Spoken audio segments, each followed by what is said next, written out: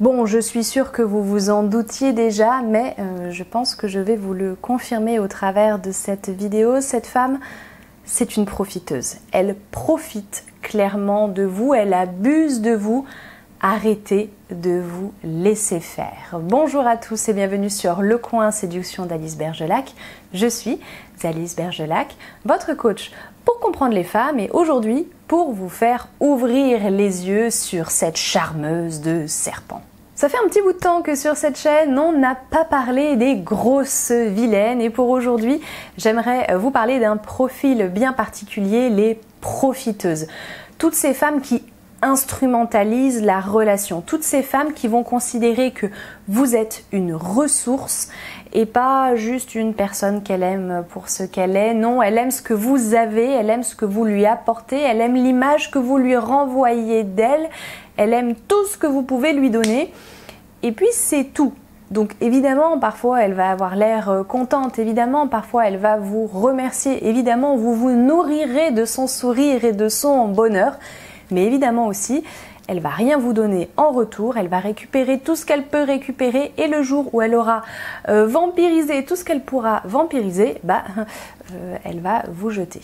Voilà donc un portrait qui fait pas du tout envie, le portrait d'une femme qu'on préférerait ne jamais avoir croisé et pourtant le portrait d'une femme de laquelle vous êtes peut-être tombé amoureux ou en tout cas qui vous a peut-être juste au moins charmé.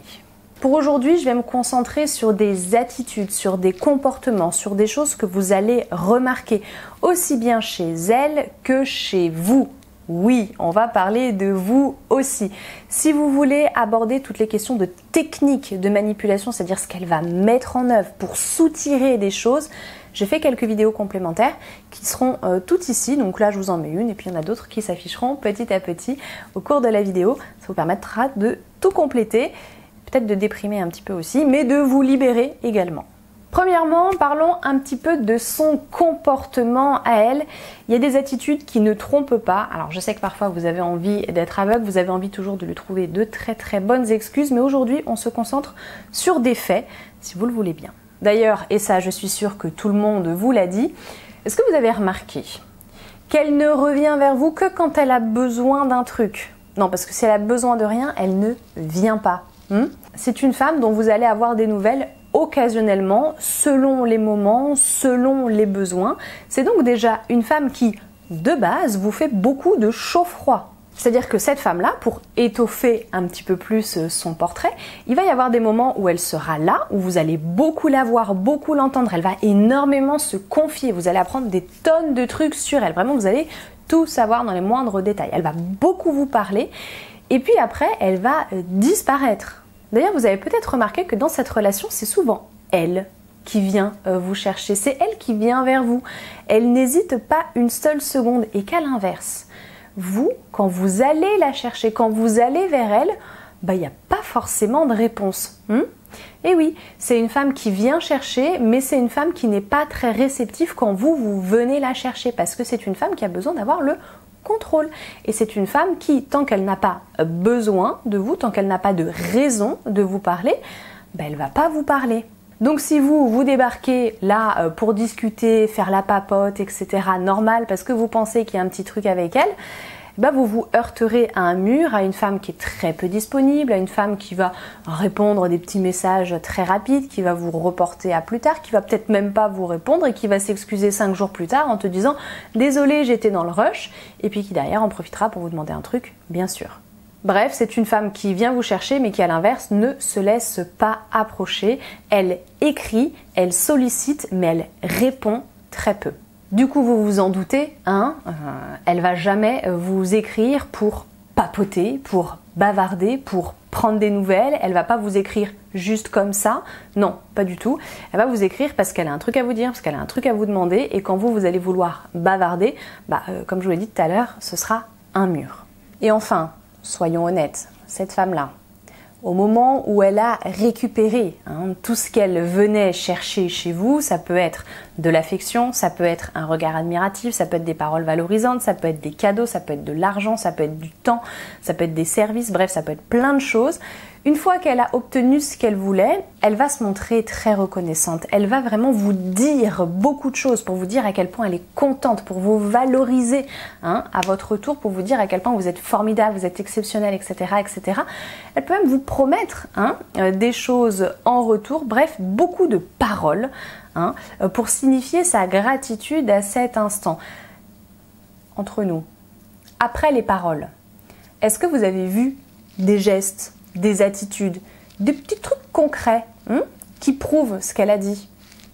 Bah non, bah non. Désolée, mais non. Ce qu'elle vous apporte en contrepartie de tout ce que vous lui donnez, c'est quelques petites paroles reconnaissantes, un beau sourire, peut-être un petit peu plus, ça, moi je connais pas le détail de votre relation, et c'est tout. Voilà comment elle monnaie tout ce qu'elle vient récupérer comme ressources auprès de vous.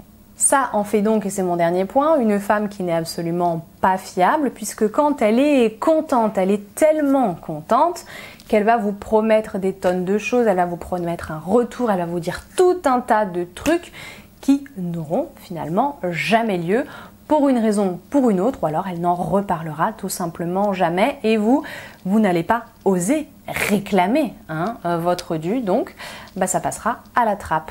À ce stade, si vous reconnaissez la fille à laquelle vous pensiez lorsque vous avez cliqué sur cette vidéo, je vous encourage à vous interroger sur ce que vous voulez vous. Est-ce que vous êtes prêt à accepter une relation amoureuse ou une relation tout court qui soit transactionnelle, c'est-à-dire une relation dans laquelle en fait vous n'êtes là que pour vous échanger des choses, des bons procédés. Est-ce que vous y êtes gagnant? Est-ce que vous êtes heureux dans cette transaction? Est-ce que c'est aussi rentable pour vous que pour elle? Posez-vous ces questions-là. Je le dis parce que même si pour certains vous allez me dire que ça va de soi, vous n'êtes pas du tout prêt à accepter ce type de relation, je sais aussi que certains hommes peuvent tout à fait s'épanouir dans des relations qui sont beaucoup plus utilitaires. Donc à vous de voir, questionnez-vous. Et maintenant, puisqu'on en est à se questionner, je vous encourage à regarder de votre côté. Est-ce que dans cette relation avec cette femme, vous avez l'impression de la connaître, elle, par cœur, mais qu'à l'inverse, elle ne sait rien de vous? Mais genre, très peu de choses.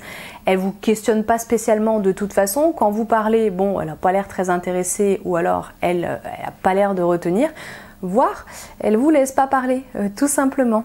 Est-ce que dans cette relation, vous cherchez à vous épanouir au travers de son regard, de sa gratitude? Est-ce que vous êtes toujours là en train de rechercher en fait sa reconnaissance? Et est-ce que vous faites passer en priorité son bien-être à elle, son sourire à elle, son contentement à elle, sa satisfaction? Est-ce que vous faites passer ça en priorité sur vous, votre bien-être, votre confort, ce qui est important pour vous?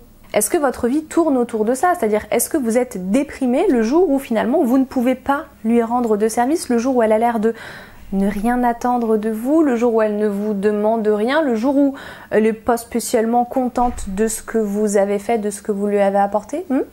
Vous vous êtes peut-être rendu un petit peu dépendant d'elle et vous avez peut-être aussi commencé à jouer son jeu malsain.